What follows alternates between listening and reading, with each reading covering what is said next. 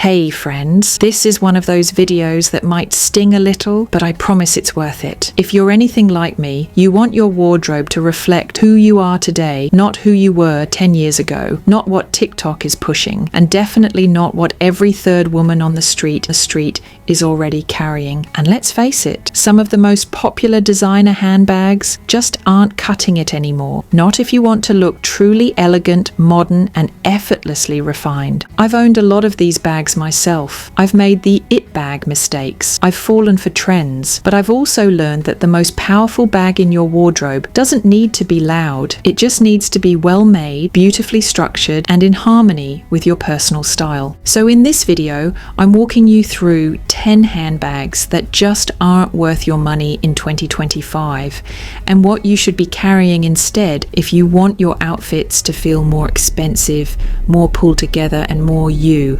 Let's get into it. 1. The Goyard St. Louis Tote. Let's be real, the Goyard St. Louis was once the ultimate insider flex. That iconic chevron print whispered exclusivity, and the fact that you could only score it in select boutiques made it feel like a secret only the style elite were in on. But now, the secret's out, and the tote is everywhere. What was once coveted is now commonplace, and its appeal is fading under the weight of its own ubiquity. It's become the unofficial uniform of brunch crowds, airport lounges, and quiet luxury cosplay gone wrong. The problem isn't just how popular it is, it's how basic it looks while trying to be anything but. The coated canvas doesn't feel luxe in the hand. It feels like something you wipe down after a spill. The straps are thin and start to curl under pressure. And the slouch? It doesn't drape, it droops, especially when overfilled, which it often is. It loses all shape, and with it, any sense of polish. It's the kind of bag that might technically match your outfit, but never really elevates it. It shows up rather than pulling everything together. And if you're building a wardrobe around timelessness, intentionality, and true sophistication, this bag just doesn't make the cut anymore. Enter the Rose Park 3-leather tote, a masterclass in restraint. This is what refined minimalism really looks like. The lines are clean, the leather is buttery and substantial, and the structure holds with quiet confidence. No logos, no gimmicks, just craftsmanship that speaks volumes in a whisper. This tote doesn't compete for attention. It enhances whatever you're wearing, whether that's tailored trousers and a crisp button down, or relaxed jeans with a cashmere knit. It doesn't try to be the focal point. It becomes the foundation, the thing that ties your look together and makes everything feel intentional. If the St. Louis tote says, "Look at me," the Park 3 says, "I know who I am." And honestly, that's the energy we're channeling now. 2. The Givenchy Antigona. Let's talk about the Givenchy Antigona. You probably remember when it was the fashion industry's darling. Sharp lines, structured silhouette, top handle attitude. It was polished, it was powerful, it practically screamed put together woman on the go, but that was almost a decade ago. And the Antigona hasn't evolved with us. What once felt sleek and sculptural now feels boxy and overly formal. The glossy leather, the exaggerated hardware, the weight of it, visually and physically, it all leans more throwback than timeless. It's the kind of bag that enters a room before you do, and not in a quiet, luxury, confidence oozing way, but in a way that competes with your outfit. When you're trying to build a wardrobe that feels fluid, effortless, and modern, the Antigona starts to feel like an anchor weighing you down. Now picture this, the Ferragamo large leather hobo bag. It offers that same presence, but without the aggression. The silhouette is slouchy but structured. The leather is buttery smooth, but the shape holds its form in a way that still feels intentional. And most importantly, it doesn't scream for attention. This is the kind of bag that slips into your wardrobe and quietly elevates everything around it. Whether you're running errands in wide leg trousers and a trench, or heading to dinner in a knit maxi dress, the Ferragamo hobo brings balance and elegance. It softens where the Antigona stiffens. It complements instead of competes, because real style doesn't shout. It whispers with purpose. 3rd, Michael Kors Jet Set Tote. I remember when this was the entry-level designer bag. For a lot of women, it was a milestone, the first big handbag purchase, the one you wore with pride, and that was a beautiful thing. But fast forward to today, and it just doesn't land the same. The branding is too literal. The gold nameplate feels aggressive. The attached logo charm dangles like a sales tag that never got clipped. And the leather, often stiff and shiny in a way that doesn't wear well. It's a bag that's trying to look luxurious, but ends up looking a little too eager. It's not that it's bad, it's just outdated, especially if the rest of your wardrobe is heading in a more refined, thoughtful direction. Now picture something softer, something with movement,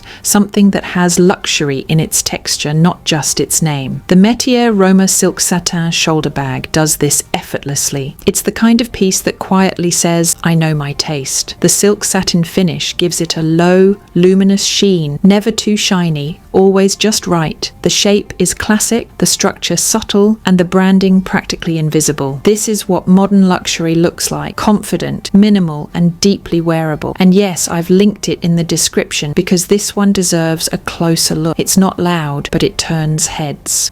Marc Jacobs Snapshot bag. Let's be real, this bag had its cultural moment. Bold colours, thick crossbody strap, contrast zippers. It felt playful, edgy, a little rebellious, but style matures. And at a certain point, rebellion starts to look more like a costume. The Snapshot feels overly curated now. It's trying to make a statement in every direction at once, and that's the opposite of elegance. If your outfits are becoming cleaner, more tonal, more architectural, this bag breaks the rhythm. It doesn't blend, it interrupts. It pulls the eye in a way that's too forceful. Instead, consider something that still has personality but in a more grounded, intentional form. The Hereu Bonbon supple shiny leather bag does this beautifully. Its rounded shape is soft, organic. The leather has a natural glow, nothing artificial. It feels tactile, fluid, wearable.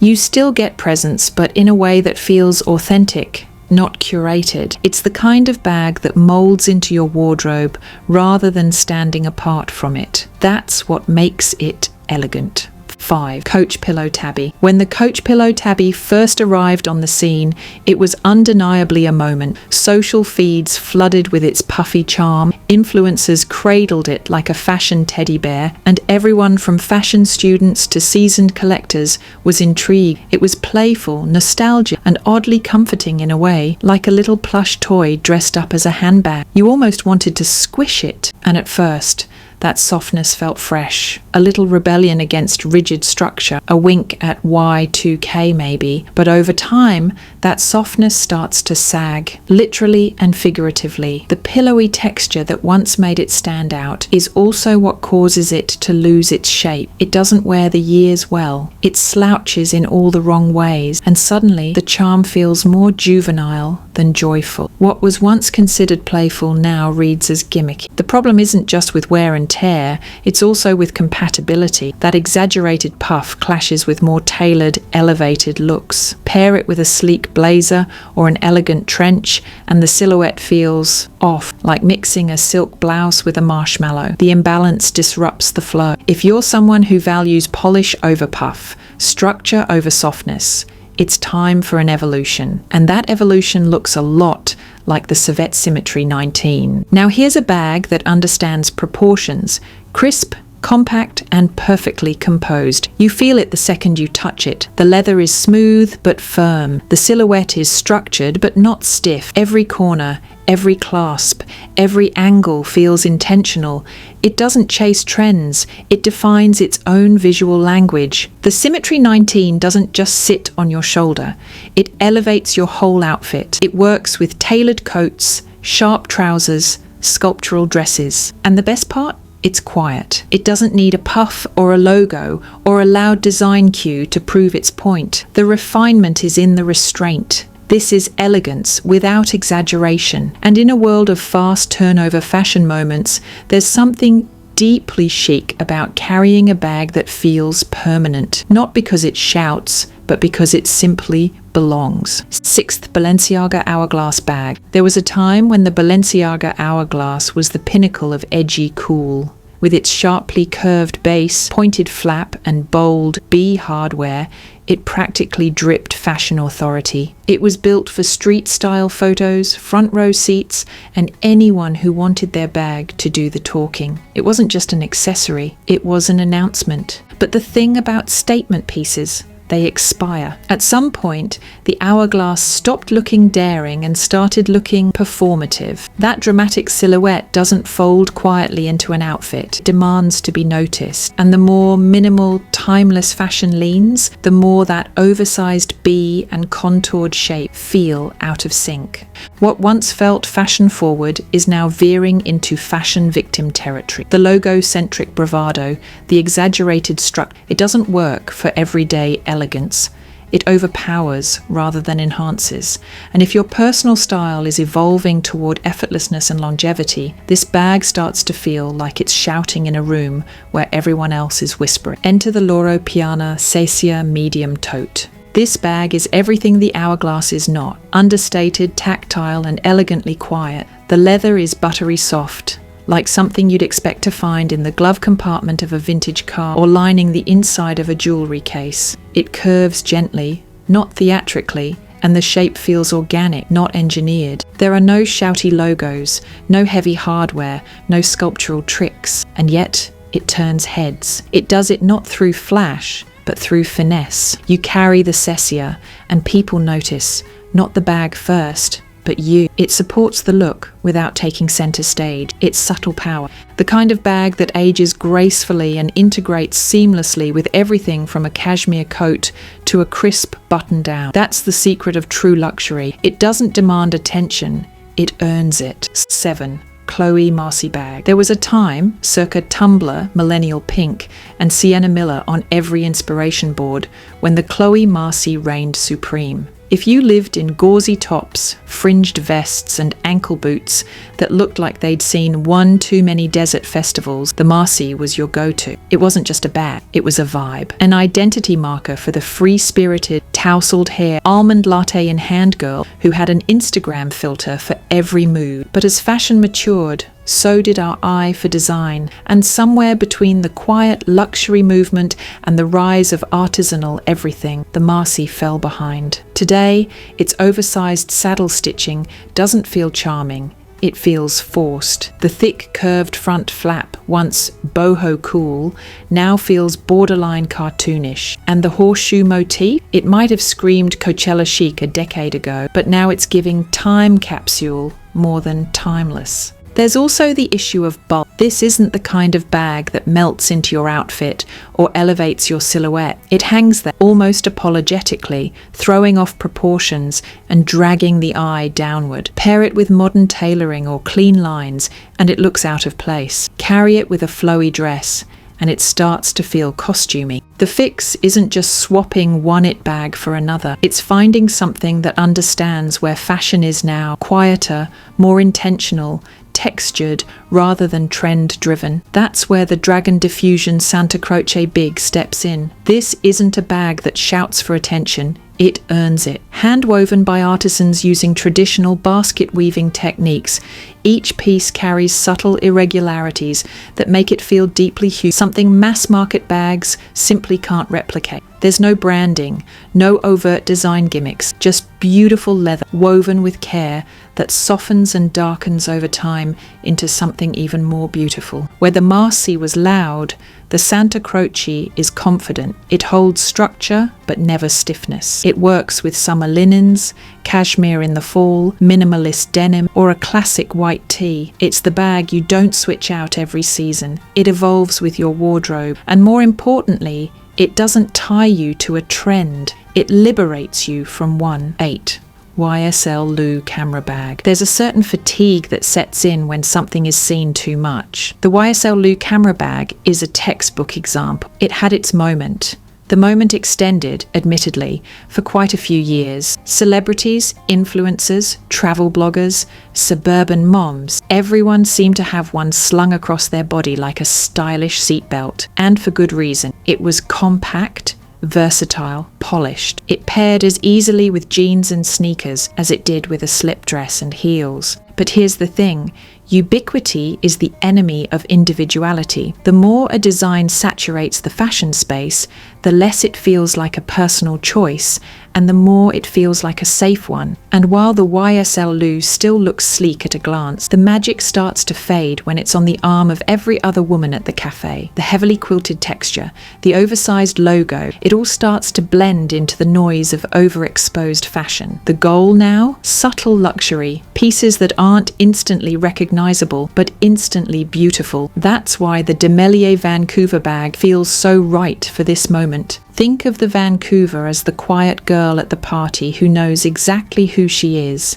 and doesn't need to prove it. The structured silhouette gives it polish, but the softly grained leather keeps it from feeling rigid. It's compact but never cramped, with clean lines and just the right amount of hardware to elevate without overwhelming. What makes this bag a standout isn't branding, it's design intelligence. Everything feels considered, from the slightly curved flap to the understated clasp. It's the kind of piece that feels expensive, not because it's screaming designer, because it looks refined, like it belongs in a closet filled with perfectly cut trousers, vintage gold jewelry, and tastefully worn-in ballet flats. Style it with a cropped blazer and jeans, a slinky maxi dress, or even a simple button-up tucked into high-waisted trousers. The Vancouver doesn't compete with your outfit, it completes it. It makes people lean in and ask where you got it, not because they want to copy you, but because they want to be in on the secret. In a sea of logo bags, this one feels like a breath of fresh air. Devata Prada Nylon Reedition. We gave this bag a second chance,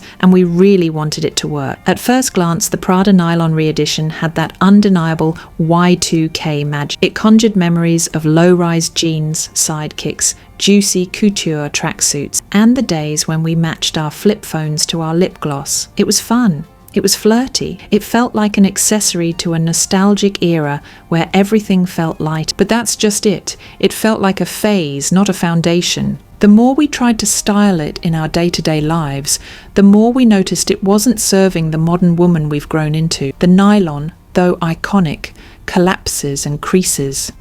It slouches when you need structure. It crumples in your hand instead of holding its own. And when a bag can't hold its shape, it can't anchor your look. It makes your entire outfit feel a little less polished, a little more accidental. Even with the cute Prada tag, it ends up feeling more novelty than necessity. And you? You've evolved. You want a wardrobe that speaks to the woman you are now, not who you were in a high school hallway. If you still crave that lightweight, textured look, but with grown-up elegance, step into the world of Hero's Bom Bom M Raffia crossbody. This bag rewrites the story completely. Where the nylon collapsed, this raffia stands tall, literally. The hand-woven texture has soul. It feels curated, collected from somewhere coastal and chic. The leather trim doesn't just ground the piece visually, it adds substance, giving it the structure nylon lacks. This is a bag that breathes minimalism without being boring. The silhouette is soft, but considered. It's the kind of piece you sling over your shoulder while sipping a café con leche in Mallorca or browsing ceramics at a Sunday market. It elevates linen, it complements tonal outfits, and most importantly, it doesn't scream for attention. It earns it quietly, with texture, quality, and presence. No dangling logo needed, just pure, intelligent style that actually grows with you. 10th Tory Birch Fleming bag. Let's talk about bags that try a little too hard. The Tory Birch Fleming bag wants to be that girl. On paper, it checks the boxes: quilted texture, shiny chain strap, bold logo, and plush leather. It's clearly going for that Chanel-inspired sophistication, but up close, it doesn't quite hit the mark. Instead of quiet luxury, it reads more like an audition, an echo of something iconic rather than something truly timeless. It feels calculated. The overt branding, the extra shine, the padded softness. It leans more Instagram influencer than heirloom elegance. Let's face it, we're in an era where subtlety is the ultimate flex. Flashy bags with loud hardware and duplicate energy feel a bit dated because true style doesn't announce itself. It whispers. It knows what it's doing and doesn't need validation. Enter the Kate leather top handle bag. This is not a bag that begs for likes. It's the kind of piece that earns double takes in real life. Its silhouette is sculptural, almost architectural. The clean, modern lines speak volumes without raising their voice. There's no shouting logo, no over-designed fuss, just pristine, buttery leather and impeccable proportion. The way the top handle arches, effortless. The way it pairs with a sharply tailored coat or a wide-leg trouser and bodysuit, perfection. It's a bag that balances structure and softness, a bag that grounds an outfit rather than competing with it. Owning the Kate feels like having a secret only the most stylish women know. It's the kind of piece you can carry every day without ever tiring of it. It doesn't chase trends, it sets the tone. This is what grown woman luxury looks like. Confident, composed, and completely unbothered. Elegance doesn't come from logos, it comes from design, from restraint, from choosing bags that support your look instead of distracting from it. So next time you're shopping or decluttering your closet, ask yourself, is this bag adding elegance or taking away from it? All the alternatives I mentioned, they're not just stylish, they're smart investments, and I've linked them for you in the description if you're ready to step into a more elevated version of your style. Don't forget to like, save, or share this with a stylish friend who needs a closet refresh. See you in the next one.